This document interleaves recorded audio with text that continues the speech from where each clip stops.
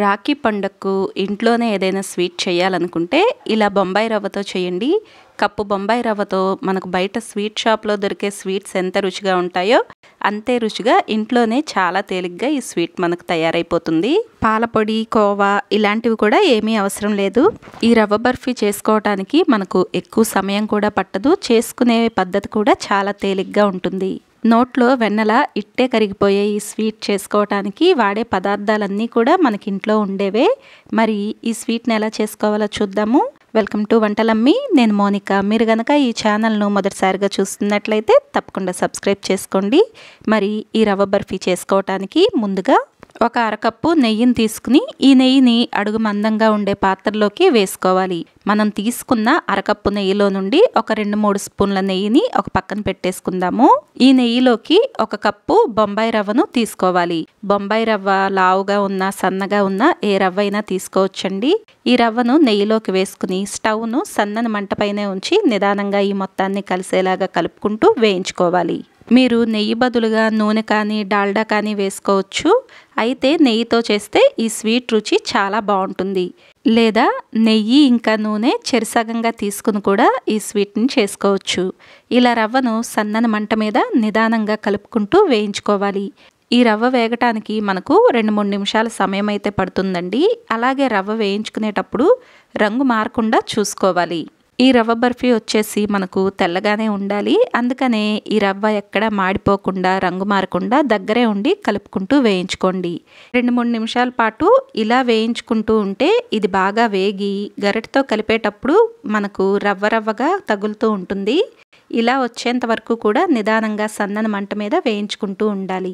రవ్వను ఇలాగే ఇంకాస్త ఎక్కువసేపు వేయించుకుంటే కనుక రవ్వ పీల్చుకున్న నెయ్యిని మళ్ళీ నిదానంగా వదిలేయటం మొదలవుతుంది. ఇలా నెయ్యి వదలటం మొదలవగానే రవ్వ రంగు కూడా మారిపోతుంది. అలాగే ఏమాత్రం ఇలా కలుపుకోవటం ఆలస్యం చేసినా అడుగున ఉన్న రవ్వ రంగు మారిపోతుంది. అలా రంగు మారకుండా చూసుకోండి. ఇలా మనకు రవ్వగా తగులుతున్నప్పుడు స్టవ్ ఆఫ్ చేసుకుని ఆ తర్వాత దీనిలోకి కాచి చల్లార్చిన 3-4 స్పూన్ల పాలల్లోకి పాలపైన మేగడ కూడా తీసుకుని ఈ మొత్తం బాగా కలిసేలాగా కలుపుకుని దీన్ని వేడిగా ఉన్న రవ్వలోకి వేసుకోవాలి. ఈ పాలు వచ్చేసి స్టవ్ ఆపిన తర్వాత మాత్రమే వేసుకోవాలి. ఇలా వేసుకుని ఈ మొత్తాన్ని కలిసేలాగా కలుపుకోవాలి. రవ్వ ఉన్న వేడికి ఈ పాలు కూడా దీనిలో బాగా కలిసిపోతాయి. మీకు ఒకవేళ ఫ్రెష్ క్రీమ్ అందుబాటులో ఉంటే ఈ కాచి చల్లార్చిన పాల బదులుగా ఫ్రెష్ క్రీమ్ కూడా వేసుకోవచ్చు. ఇలా వేయించుకున్న రవ్వలోకి కాచి చల్లార్చిన పాలు అలాగే పాలపైన మేగడ కలిపి వేయటం వలన ఈ స్వీట్కు మంచి రుచి వస్తుంది. స్వీట్ చేసుకునేటప్పుడు మనం కోవా వేస్తే ఎలాంటి రుచి వస్తుందో అలాంటి రుచి వస్తుందండి స్వీట్కు. ఇలా వేసుకున్న పాలు, పాలపైన మేగడ ఈ రవ్వ మొత్తంలో పూర్తిగా కలిసిపోవాలి. అలా కలిసేంత వరకు కూడా దీన్ని ఇలా కలుపుకుంటూ ఉండాలి. అలాగే వేసుకున్న పాలు వచ్చేసి రవ్వలో వేసినప్పుడు అక్కడక్కడ రవ్వ కాస్త ముద్దలాగా ఉండలాగా చుట్టుకుపోతూ ఉంటుంది. అదేమీ లేకుండా బాగా కలుపుకోవాలి.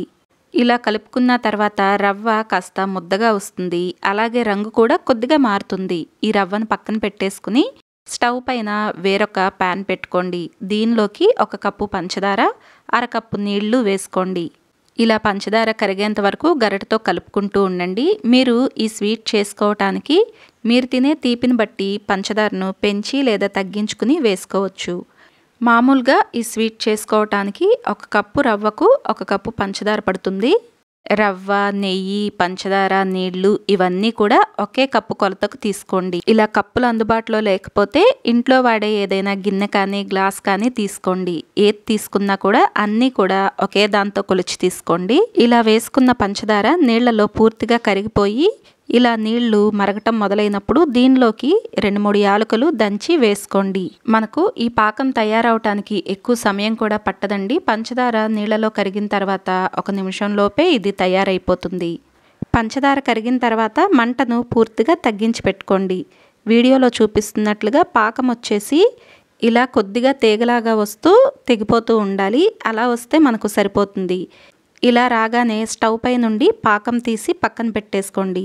ఈ పాకం మరీ ముదిరితే స్వీట్ మనకు గట్టిపడిపోతుంది. ఇదే స్టవ్ పైకి మనం ముందుగా వేయించి పెట్టుకున్న రవ్వను పెట్టుకోండి. మంటను పూర్తిగా తగ్గించేసి సన్నని మంటపైనే ఉంచుకోండి.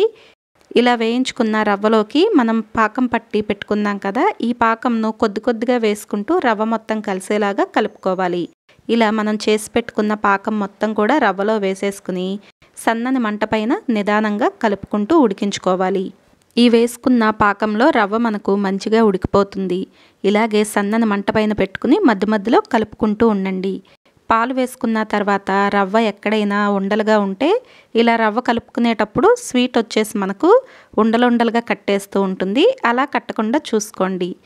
మొదట్లో రవ్వ మనకు పాకం వేసిన తర్వాత బాగా పలచగా ఉంటుంది. నిదానంగా ఉడికి దగ్గర పడిపోతుంది. ఇలా ఉడికేటప్పుడు మనకు అంచుల వెంట వేసుకున్న నెయ్యి పైకి తేలుతూ ఉంటుందండి. ఈ మొత్తాన్ని కూడా స్వీట్లోకి కలిసేలాగా కలిపేసుకోండి. అలాగే అంచుల వెంట కూడా ఏమైనా స్వీట్ పట్టేస్తూ ఉంటే దాన్ని కూడా తీసి ఈ రవ్వలో కలుపుకుంటూ ఉండండి.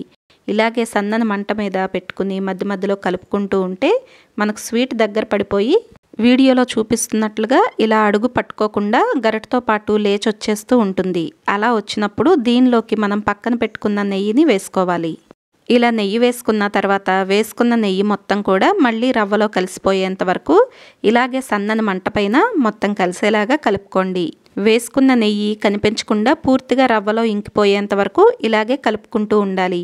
మరీ ఎక్కువసేపు ఇలాగే రవ్వను స్టవ్ పైనే ఉంచుకుంటే చల్లారే కొద్దీ బర్ఫీ గట్టిగా అయిపోతుంది. వేసుకున్న నెయ్యి ఇప్పుడు మనకు పూర్తిగా రవ్వలోకి కలిసిపోయిందండి. ఇలా కలిసిపోయిన తర్వాత స్టవ్ ఆపుకునే ముందుగానే ఏదైతే ప్లేట్లోకి మీరు ఈ స్వీట్ను వేయాలనుకుంటున్నారో ఆ ప్లేట్లో అడుగున ముందుగానే నెయ్యి రాసి పెట్టుకోండి. ఇలా నెయ్యి రాసి పెట్టుకున్న ప్లేట్లోకి ఈ స్వీట్ మొత్తంగా వేసేసుకోండి.